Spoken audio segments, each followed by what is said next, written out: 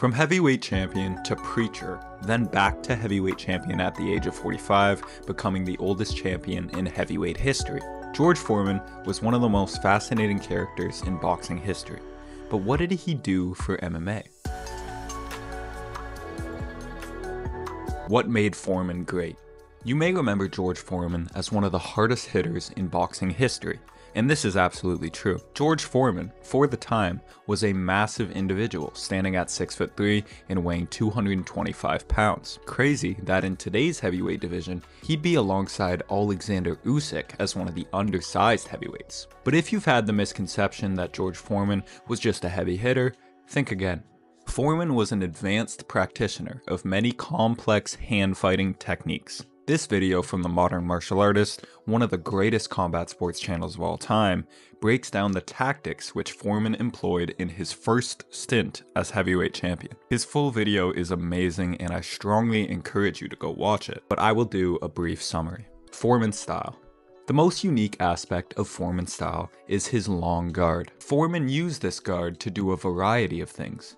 Mainly, it smothered his opponent's offense. As George extended his arms and placed his hands on his opponent, they were unable to throw punches effectively. We spoke about this hand-fighting tactic before, when you are able to add a secondary sense of perception to defend against punches, that being both seeing and feeling. It becomes much easier to avoid them. Even if Foreman's opponents were able to get their punches off, Foreman's long guard was also very effective at blocking the punches that were incoming. George would extend his arms and get to the inside track of his opponent's punches, effectively stopping them. It wasn't only defensively that this long guard served Foreman, it also helped set up his offense. To directly quote the man behind the Modern Martial Artist channel, David Christian, pinning the arm meant the opponent couldn't counter with it, or use it to help defend their other side.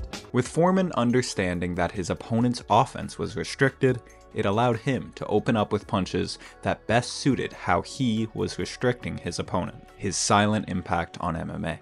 The technique of hand fighting and the long guard cannot be solely credited to Foreman, but he is definitely someone who popularized it. At the age of 31, former Olympic wrestler Daniel Cormier was one of many who were inspired by Foreman.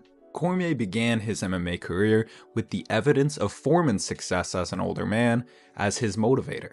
I'm a big fan of yours, and I talked to you about how you winning the heavyweight championship of the world inspired me to become a fighter. Not only did Cormier take inspiration from Foreman's late career success, he adopted the tactics which Foreman used and incorporated them into his game. Let's take a look at how Daniel Cormier used George Foreman's techniques and adapted them to find great success in MMA.